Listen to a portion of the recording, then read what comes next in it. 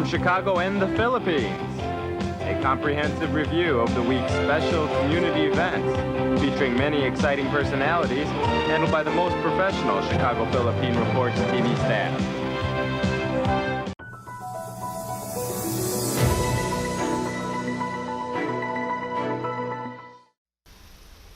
The country's COVID-19 task force has approved recommendations to prioritize Filipino athletes bound for the Tokyo Olympics and the Southeast Asian Games in the country's vaccine rollout, along with their coaches, officials, and other delegates of Team Philippines. The IATF has also allowed the athletes to begin training under a bubble-type setup ahead of the Games. Ang mga atleta naman po na lalaban sa Tokyo Olympics at Southeast Asian Games ay pwede nang magsimula ng kanilang bubble-type training, subject sa applicable guidelines ng Philippine Sports Commission, Games and Amusement Board at Department of Health. Also moving up in the country's vaccination priority list are frontline employees of the BPO industry, frontline employees of the Commission on Elections, as well as dealers, retailers, and attendants of liquefied petroleum gas, or LPG, who are now included in the A4 category. The government is expected to start the inoculation of this group by next month. The Philippines has spent 400 million pesos to hire 3,000 additional vaccinators to boost the country's inoculation program against COVID-19. To avoid overcrowding in vaccination centers, the DOH is encouraging local governments to set up walk-in lanes but on a limited basis. I think that would be recommended kasi organized yan. Hinihiwalay mo yung mga walk-in dun sa mga nakaschedule talaga, hindi nagkakaroon ng crowding. Pero kailangan din po ang ating mga local governments should be able to organize this properly. Presidential spokesperson Harry Roque has suggested to make COVID-19 vaccination a requirement before the poorest Filipinos can get financial aid. The Department of Social Welfare and Development says it will look into this. Ang aim natin sa Pantawid Pamilyang Pilipino program is to empower our beneficiaries in order for them to arrive at informed judgment and educated choice para po sa kanilang sarili at para po sa kanilang pamilya. Ang kahalagahan naman po o ang importansya ng pagbabakuna ay naipapabahagi natin para nga po sila ay makapagdesisyon ng maayos. Meanwhile, the IATF wants to look into the implementation of new protocols for the entry of international passengers already fully inoculated against COVID-19. Bumuo ng small working group na mag-aaral at gagawa ng protocols para sa inbound international travel ng fully vaccinated individuals to be chaired by the Department of Tourism at co-chaired ng Department of Foreign Affairs. The government currently requires all international inbound passengers to undergo a mandatory 14-day quarantine upon entering the Philippines, regardless of their vaccination status.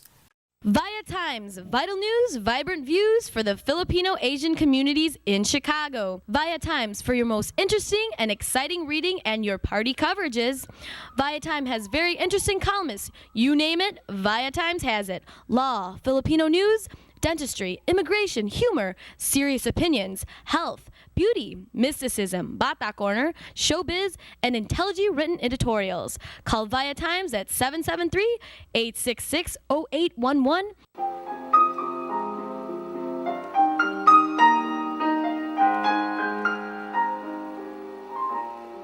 Magandang hapon po sa inyo lahat and welcome to Veronica's segment of this show. Today I have a very young doctor and I'm really excited to introduce you to Dr. Harold C. Dr. Harold C. is a very young Filipino American ophthalmologist working at the Chicago Eye Institute, and he will be educating or giving us some interesting facts about what he's doing, some updates on the eye health, and maybe first, we can ask Dr. Harold C. about his educational background. Hi, Veronica. Thanks for having me on. I actually had graduated from University of Illinois in Champaign for college. I then subsequently went to Rush University here in Chicago for med school, and then completed my residency in ophthalmology at Cook County Hospital. I then went on to do a one-year cornea fellowship, subspecialty fellowship in Atlanta, Georgia. Dr. C, I might as well tell you, I know a lot of Filipino doctors in this community, but so far you're the one I know whose specialty is ophthalmology. Yes, that's exactly what I wanted to try and fill that void within the Filipino community. When I first started almost 14, 15 years ago now, Dr. Sulit was the only other Filipino ophthalmologist that I knew of the area. Since he's subsequently retired and since passed, I don't think there has been another Filipino ophthalmologist. So I wanted to fill that need within the community. All right, very good. And Dr. Sulit has passed away many moons ago. And now you're telling me you've been working as an ophthalmologist for 15 years? For 15 years now, almost 15 years, since 2007, when I graduated from my fellowship program, yes. And it looks like that you're only 25 years old. I don't know. Thank you very much. You look so young. And well, I want to tell our viewing audience too that they will be watching you and seeing you starting next month, or maybe starting June, the first week in June, that you will be educating the audience or giving the audience some updates on eye health issues, right? Yes, about once a month, I'll do a quick segment describing different health issues regarding the eyes, regarding any topic that patients have been coming in to see me for, primarily cataracts, diabetes, glaucoma. I know a lot of patients do come into the office unaware as to exactly what the diseases are, so I hope to educate the Filipino audience about these diseases and have them have an opportunity to find out what, to discover their eye health. Just like what kind of issues particularly really are our medical problems. I mean, our communities, not only our community, but many people's problems, eye problems like cataract and LASIK problem. Can you discuss it here? Yes, within our community, specifically diabetes is a huge disease. And so we do a lot of screening for diabetic retinopathy. In regards to cataracts, as we get older, the lenses in the eyes do become more cloudy. So cataracts is very prominent. And in fact, it is the one surgery that we perform multiple times each week. So majority of the patients that do come and see me, we are dealing with their either diabetic retinopathy or cataract evaluation. And okay, at the Chicago Eye Institute, that's a huge, isn't it a big firm? Yes, yeah, we have multiple locations in the Chicagoland area. Our newest location is at 5086 North Elston, which happens to be right across the expressway from Seafood City. And you just moved in that location, right? We did. We've been there for about 1 year now, so fairly new. How do you like it so far? It's great. I think it's a great location, especially for the community. We do have a lot of Filipinos who live closer to that area in comparison to our other locations. So I feel it's more convenient. I personally am in that area on Tuesdays and Saturdays. I'm in the other offices on the other days. Wow, okay. So mga kababayan who frequent the Seafood City, you know, you can make another stop. Side trip, that's right. You go shopping and check your eyes. Chicago Eye Institute, and it's a huge building, right? I think I passed by it. It is, yes. It's right on the corner of Elston and Cicero. And we actually did build it out over the last year or two. So it's specifically designed now for ophthalmology and eye care. Do you have special offerings for our Filipinos? I mean, for common offerings to stop by and see you. Of course, definitely for the Filipino community and any community. We definitely have free evaluations specifically for LASIK. We definitely have a free LASIK evaluation for any patient that may qualify. In regards to the medical issues, we do offer different programs depending on what the patient would qualify for.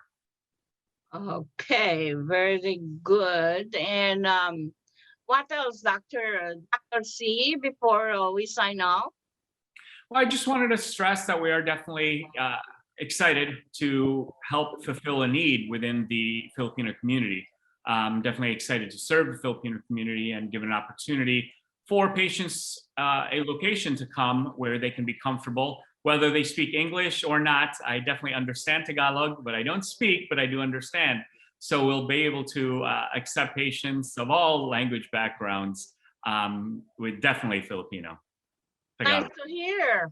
Dr. C speaks Spanish. Yes, I do. Right? Oh, we're proud of you and such a young doctor and really serving our community. And for our kababayans who really look for another kababayan, here he is, Dr. Harold C. And tune in every first Sunday of the month for his updates on eye health problems. Yes. Right? Yes. Seeing with Dr. C. Yes. All right. Thank you so much. We look forward to that. Thank you. Thank you for gracing our show today, Dr. Harold C. And it really, you are a pride and joy in our community. Can I say that? Salamat. Thank you. Okay. Maraming salamat po. Bye-bye. Bye-bye.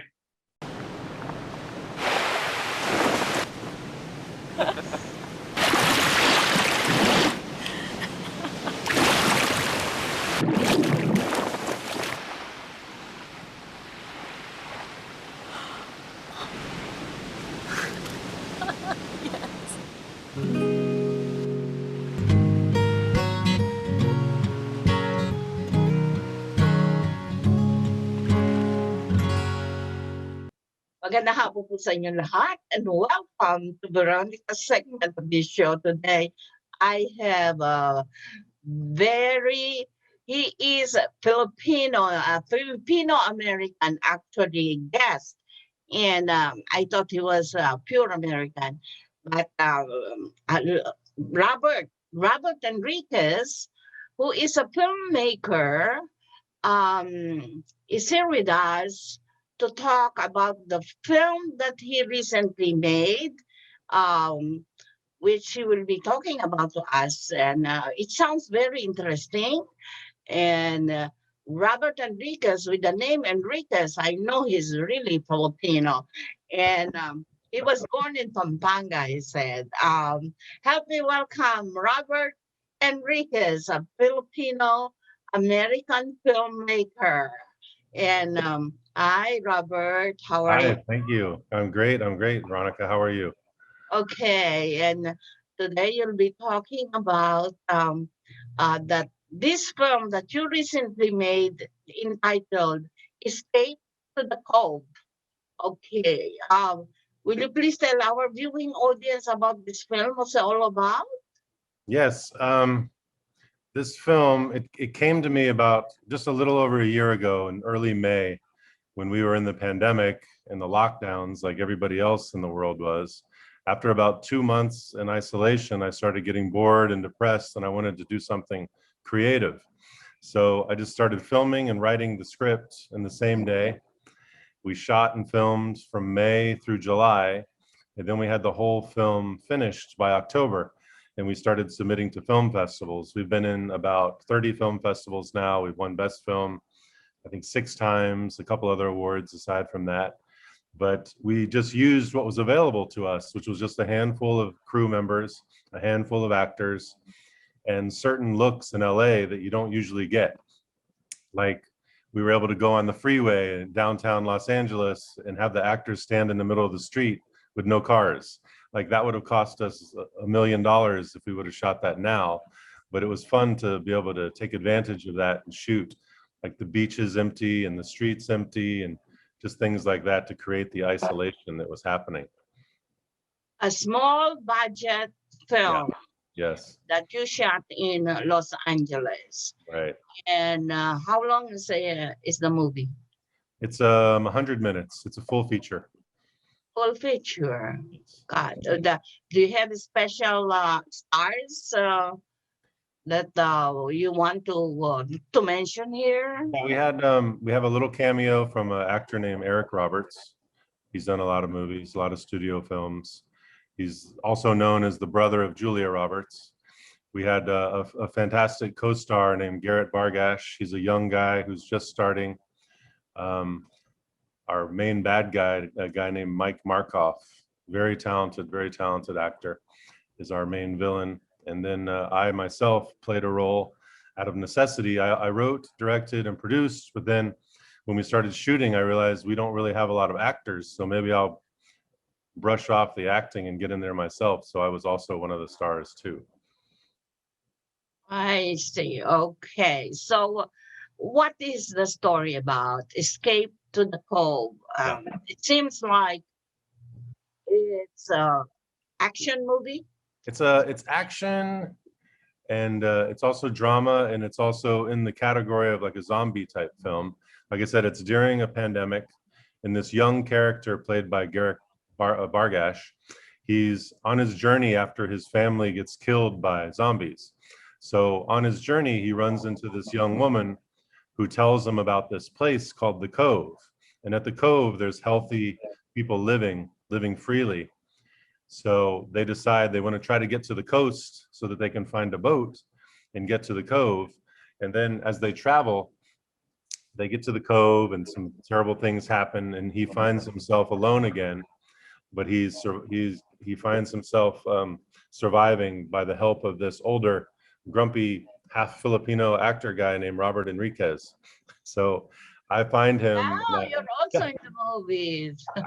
So I take him under my wing, and I help him, and then we help each other. And I learned that it's probably a good idea to go to the Cove. So we take a boat and we go out there. Wow. And that is a full feature movie. Mm-hmm. And you did not mention you're a writer, you're a director, but you did not mention that you're also the actor. Yeah, I had to do that, like I said, because there was not a lot of options, because at the time we weren't even really allowed to travel. Like, there was an actor I really wanted to hire, and he was in New York, but he wasn't able to fly to the West Coast. So we just used what was available. And then I saw with myself, I'm always going to be available. So I went ahead and gave myself a decent sized acting role. But you filmed this, you finished filming it on a part-time basis, right? Not full-time. Right. No, we were just doing it. It was spread out over quite a few months. We never really filmed for more than 2, 3, 4 hours in a day. But as you remember, in that time of the year, there really wasn't much else you could do. So it gave us something to do during that time. Yeah, how did you do that? Because around the time, early part of COVID, the pandemic, because you were bored staying inside, and you thought of this project. That's how it happened. Right. Okay, so you thought of this project. Wasn't it in the back of your mind to really do a project like this, even if it was not a pandemic time? Yeah, it was something that I had to debate with that. It's like, do I want to try to do this or not? So I thought, okay, let me reach out to a few people, and there were some people that didn't want to come and film with us during this time. But then there was other people too who were like, I would rather do this than just stay home and do nothing. And then I think a lot of us, you know, and not just to say creative people, but people in general, I think when we were taken out of our routine, we were finding a lot of like just depression. And a lot of it's like we didn't want to just sit around anymore. And it almost got to a point where I'd rather do this than do nothing, because I'm really not feeling good about myself by just sitting inside and not doing anything. And if we try to be as safe as we can, then let's go ahead and try to do something. So that's the mindset we had. Fantastic. Okay, you were able to finish to shoot 100 hour. Was it how many hours? An hour and a half. It's a regular size movie. Hour and a half, and you finish a project with a story, exciting story. And are you going to join or to join an awards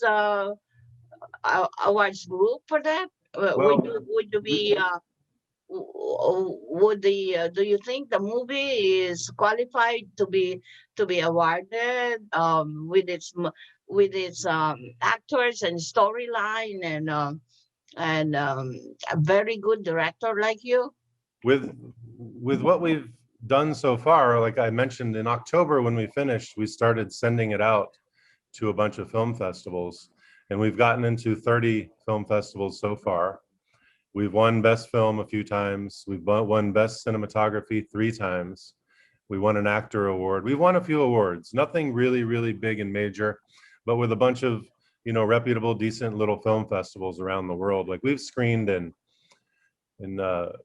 weird Eastern Bloc countries. We've screened down in Florida. We've screened in California, Arizona. We've had a lot of screenings so far. So it's been fun. It's been fun just to do this little project and see that there's actually some people out there enjoying it. It's been quite nice. Well, you should congratulate yourself for having produced a very good project like this. This is your first try too, right, in filmmaking?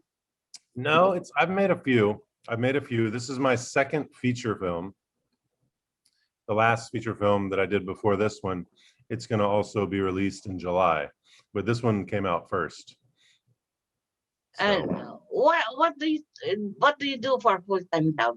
my full-time job is I'm a talent manager. I represent actors and writers that work in film and television shows. Oh, okay. You're around these creative people, all right. So Yeah, I'm in the business you know full-time. who to tap. I'm sorry?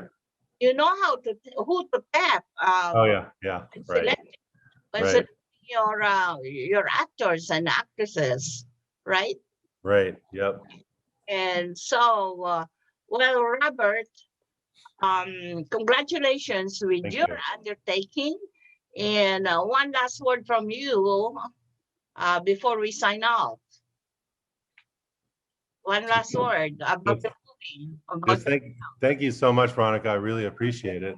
I'm excited to talk to you, and I've had a couple interviews this week with other Filipino publications, and it's fun to have that connection and that bond with people that understand, you know, complicated things like pork adobo and diniguan and things like that. Oh, really? know the same language. You love all those Filipinos. Oh, I sure do. I talk about rice and I'll start tearing up. I love rice and lumpia and all that good stuff. But yes, thank you so much. And I hope that people go on Amazon.com and look for our film. It's called Escape to the Cove. Okay, Robert. Well, contact us anytime for any future projects that you might have. Thank you so much. We're proud to really feature a Filipino or Filipino American like you. You look so American, but you are Filipino, really half Filipino, right? Yeah, a lot of people don't believe me. And by heart, you're a Filipino. Yeah, they don't believe me a lot of times, especially when in person you can't tell, but I'm 6'5". So a lot of people go, "You're not Filipino. You're too tall." Goodness gracious! And your father is the one that's Filipino, right? Yes, my father was 5'10". How tall is he? He was 5'10", but he had brothers who, yeah, he had brothers who were like 6'1", 6'2". So they have some tall genes in there. Wow. All right. Say hi to your dad and of course your mom. And I thank you, Robert, for gracing our show today. And we're proud of you. Congratulations once again. And thank you for everything. Excellent. Thank you so much, Veronica. Good luck to you. Thank you. And You take care. bye.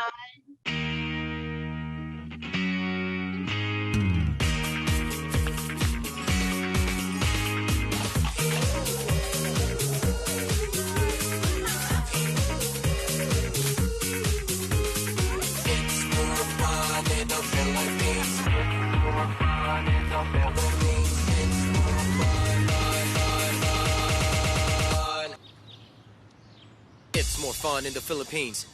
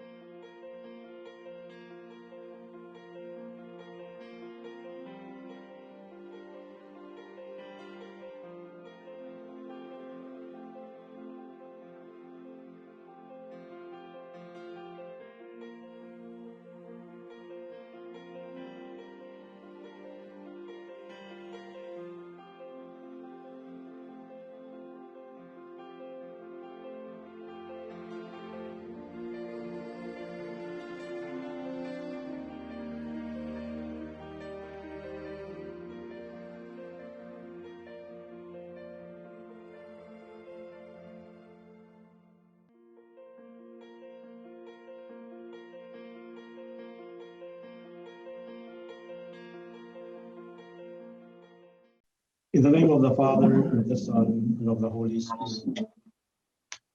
The grace of our Lord Jesus Christ, and the love of God, and the communion of the Holy Spirit be with you all. My brothers and sisters, we are gathered here to pay our tribute and homage to our brother and friend, Joe. And we are especially grateful for being friends of his, and of course, Veronica's.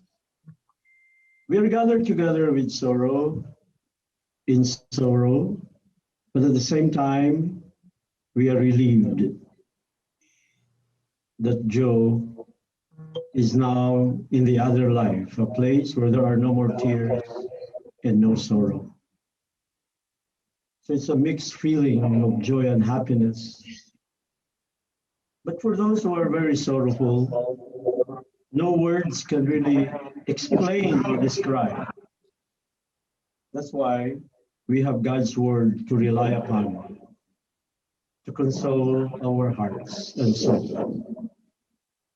And so now, let us listen to the word of God. Please stand.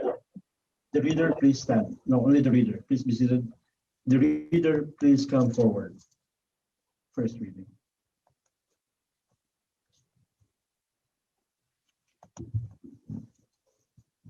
First reading, a reading from the second letter of Paul to the Corinthians. We know that if our earthly dwelling, a tent, should be destroyed, we have a building from God, a dwelling not made with hands, eternal in heaven. So we are always courageous, although we know that while we are at home in the body, we are away from the Lord. For we walk by faith, not by sight. Yet we are courageous, and we would rather leave the body and go home to the Lord. Therefore, we aspire to please him, whether we are at home or away. For we all must appear before the judgment seat of Christ, so that each one may receive recompense, according to what he did in the body, whether good or evil. The word of the Lord. Thanks be to God. Second reading, a reading from the first letter of John. We know that we have passed from death to life because we love our brothers and sisters. Whoever does not love remains in death. The way we came to know love was that Jesus laid down his life for us. So we ought to lay down our lives for our brothers and sisters. This is the word of the Lord. Thanks be to God.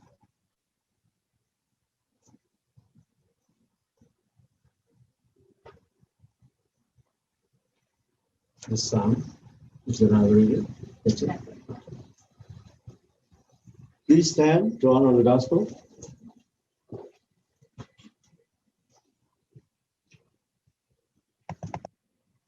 The Lord be with you. And with your spirit. A reading from the Holy Gospel according to John.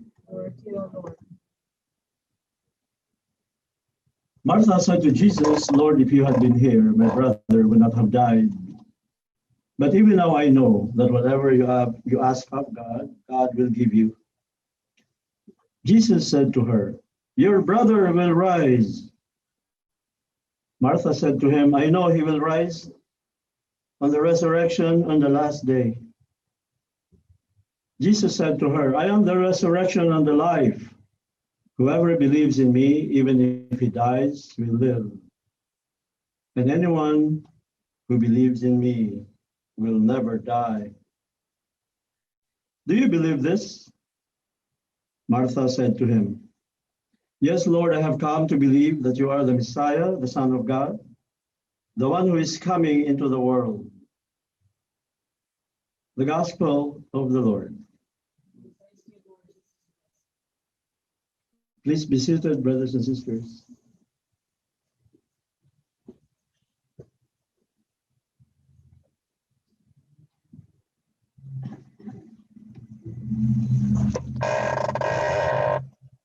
So I will say a few words about the readings and then a word or two about Joe, and then the rest of my Athenian friends will follow to pay respects to Joe by their eulogies.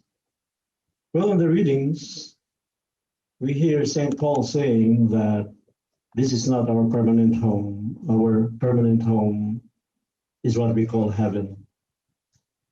But while we are here on earth, we feel courageous and inspired because we walk by faith and not by sight. So this Mass is a celebration of Joe's faith. Joe was truly a man of God. Joe was caring for his priests and the Jesuits. And Joe would always pray whenever he could. So now that he is in the afterlife, we hope and pray that he is now enjoying the merits of his own salvific acts that he had done while he was still on earth. Now the gospel is a familiar gospel of hope and resurrection. That when we believe in the Lord, there is nothing to fear, as St. Ignatius said. It doesn't matter. It doesn't matter what you have or you don't have. It doesn't matter if you're healthy or sick. It doesn't matter whether you're rich or poor. What matters is God is with you. Only God is enough. Only God's grace is enough. It's more than enough. Lord, take me. Take all my will, my mind, my intellect, my understanding, all my strength. Give me only your love and your grace, and that's enough for me. As a student of the Jesuits, Joe had that prayer all the time. Plus, of course, the Marian song, a song for Mary. He will always sing that in every Ateneo event or in the award events. He would make sure that there is a Marian song that my brother Jess, president of the Ateneo Society, I guess he will sing, right? Jess, you will sing it, or he will invite people to sing a song of Mary. And I will also have a song of Mary during my blessing. Now about Joe, so many words can be said about him. Of course, you know, he was an Atenean. He studied there from grade school to high school. But by circumstances beyond his control, he was to be transported to Oklahoma. And so he finished his studies there at the University of Oklahoma. And he finished courses in microbiology and other genetic courses related to plants and flowers. And so he was an active man. I saw him when he was in his 40s. And Jess too, we were in our 30s and 40s. We were very active and we were always happy. We would always recall the days in the Ateneo until one day I told him, "Hey Joe, I think we belong to a different generation because your stories are not the same as mine." But then he said, "Never mind, Father, we had the same teacher."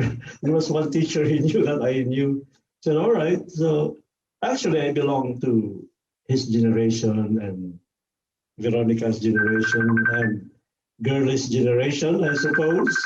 But only that we are a little bit younger because we are the younger members in our family." So, but Joe always had a lot of stories to tell. So the last time I saw him was in a wedding last September 2020. And we were there talking and, chit-chatting, and said, "Joe, how are you?" "Oh, Father, I'm still alive. I'm still alive. This is my second life. Second life is my chance." Because the first one, he had a mild stroke 5 years ago or so. And then January of 2018, I surprised him. I visited with him because somebody told me that he was very weak. So I said, "I'm going to talk to Joe." So when I went there, they were surprised. And I was surprised myself because Joe was very strong. I said, "Hey, Father, I'm blessed I'm still alive. That was his motto all the time. Every time he would meet, then he would say, Father, I'm still alive. Always pray for me, because any time I'll go there. I said, oh, don't say that. You're still strong. You're young. And, and then when Gurney called me about Joe's demise, and I said, well, may he rest in peace. But he always had in mind that he was going to die anytime, and he was ready for it. After the January 2018 incident, he was always ready that that time will come. Because I asked him last September, oh, so you're okay, you're going out, you're not afraid? Oh, no, I'm not afraid. Because this is already my bonus. See? So Joe, you have lived your bonus and you are happy. Now we are going to even make you happier.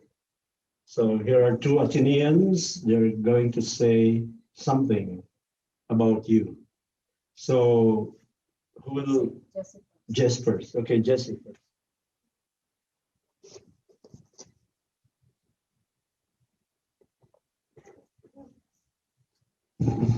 CDC guidelines.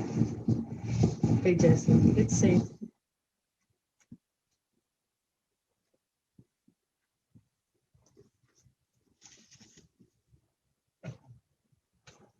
Pero this is a tribute to Joe as an Athenian. Joe Mao, as he's fondly called by his close friends, had the unique personality of making anyone who is close with him would never have a dull moment. He had endless jokes, funny stories, and cheerful attitude. It was tragic when we heard about the untimely demise of our beloved friend, Joe Mao. We just had lunch at the Boston Seafood like 3 months ago with Renel, Hermie, Mila, and Vero. Joe Mao, being the bubbly person, went around on the other tables and showing them a copy of the ViaTimes, maybe for a possible Hall of Famers awardee. In fact, we had a photo shoots, including the waiters, who were amused to see themselves in the next issue of the ViaTimes that Renel forwarded to them.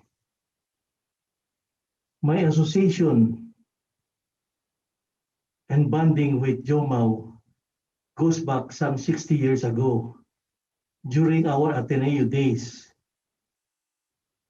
Joe Mao graduated high school at the Ateneo de Manila in 1959. And that was a beautiful year since St. Ignatius of Loyola established the Jesuit community 100 years ago in 1859 at the Ateneo. Joe Mao was fortunate to belong to a class who were singers and artists. Among them were Suba Serrero, Ed Gatzalian, Noel Trinidad of the Lunilarks. During the NCAA days of Ed Ocampo, Chris Arroyo,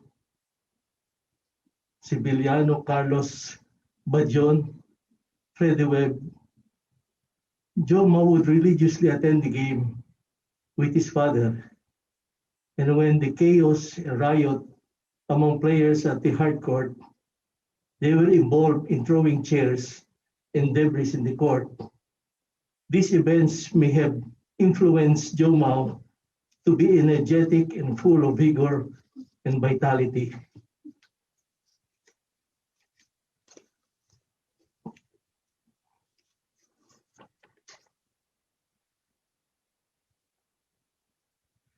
Joe Mao is definitely one of the pillars of the Ateneo USA of Chicago that has stood the test of pandemic situation for the past 43 years and is still going strong, primarily because of the authentic and regular and excellent scholarship program. Jomo could have easily be one of the president due to his admirable leadership and talent, but with his humility, he prepared to be board of directors on social media where his expertise excelled. Jomo was very active and involved in the cheerleading functions of the Ateneo USA affairs, especially during wakes. It is unfortunate that the cheerleading mainstay like Leslie Anama, Roel Ramirez, decided to fly ahead. In gratitude to the services of Jomo, we will dedicate the invaluable Ateneo Song for Mary, whose lyrics were written by Father James Reuter, S.J., as the alma mater and battle song of the Ateneo when it was transferred from Padre Paura to Loyola. The lyrics of the Song for Mary is very appropriate, meaningful, and nostalgic for Atenean graduates, especially the high school where the ratio studiorum, or the rationale of learning and culture, is inculcated in the mindset of the graduates. Very touching is the praise in that song. Win or lose, it's the school we choose. This is the place where we belong. We request the group later to join us singing the Song for Mary that Jomo would very much happy to sing when he was with us. Farewell, Jomo. Do continue to fly high with the other Ateneans who flew ahead and soared the blue sky. Your memories will forever be in our hearts. Ang alaala kay Irog ay mahalaga kung sa puso natin magmumula. Vaya con Dios, mi querido amigo.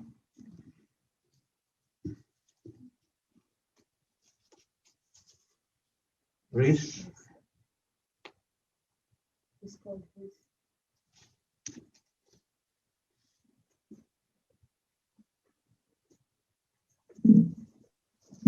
Thank you so much, Jess.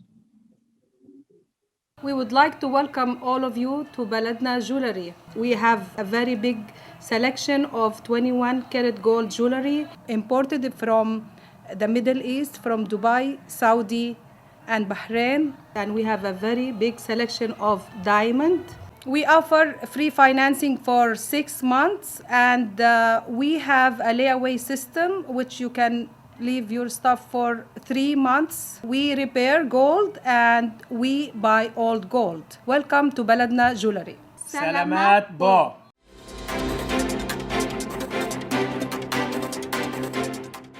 Good afternoon. This is Brigitte, Carino, Cueter, bringing you this week's local news from our community.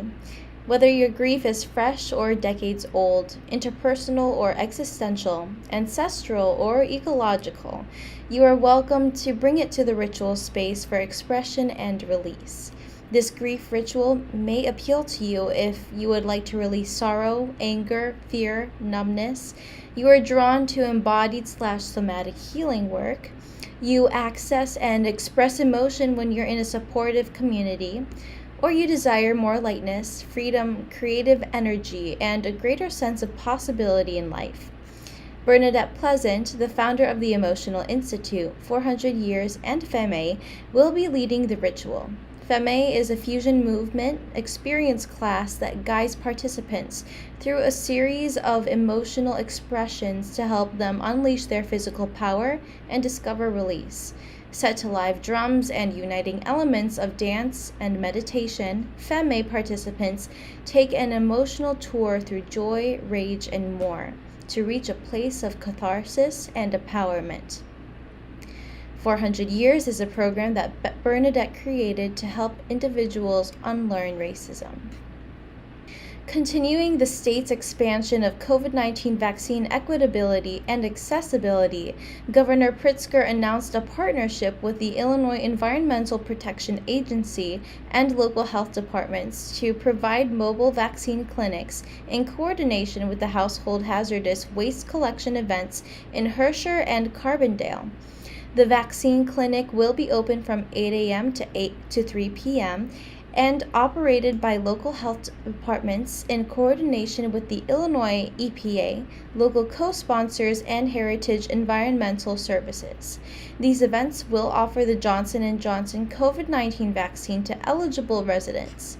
My administration is providing as many opportunities as possible for residents to receive COVID-19 vaccines easily, and household hazardous collection events provide added convenience as residents can remain in their vehicles, said Governor J.B. Pritzker. These vaccines have been proven to be very effective and protective for those fully vaccinated, and they also reduce the spread of COVID-19 in our communities.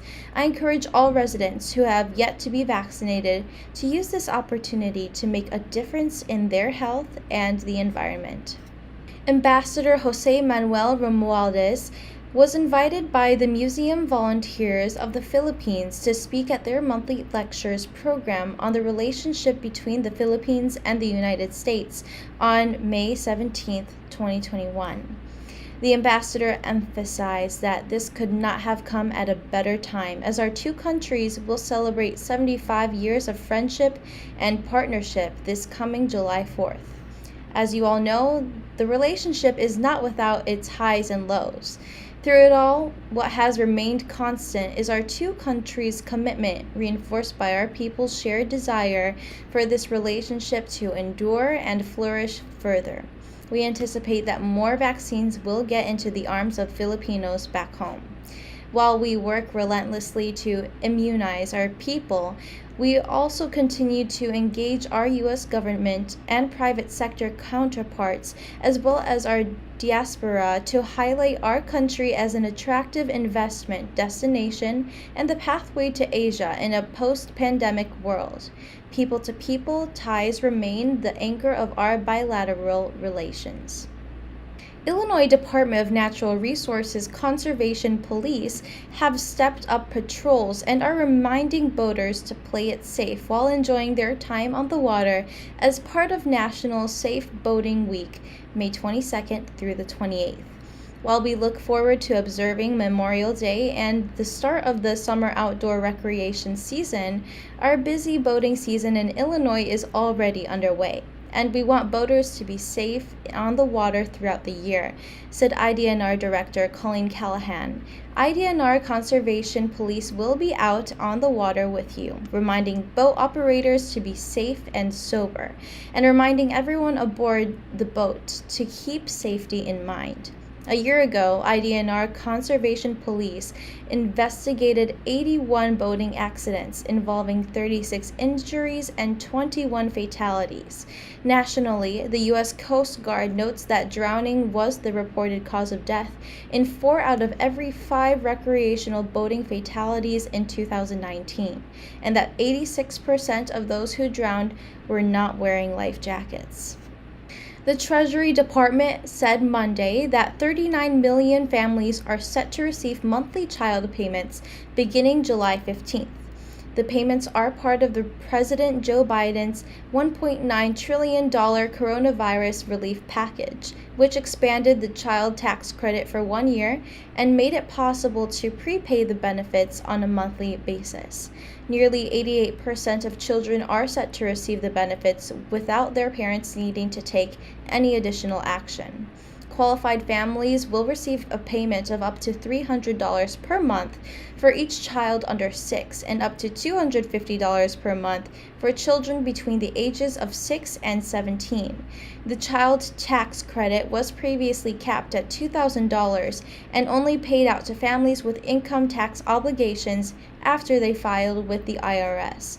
But for this year, couples earning $150,000 or less can receive the full payments on the 15th of each month, in most cases by direct deposit. The benefits total $3,600 annually for children under 6 and $3,000 for those who are older. The IRS will determine eligibility based on the 2019 and 2020 tax years, but people will also be able to update their status through an online portal. The administration is also setting up another online portal for non-filers who might be eligible for the child tax credit. That's all for today. Thank you for watching our news this week. This is Brigitte. See you next time.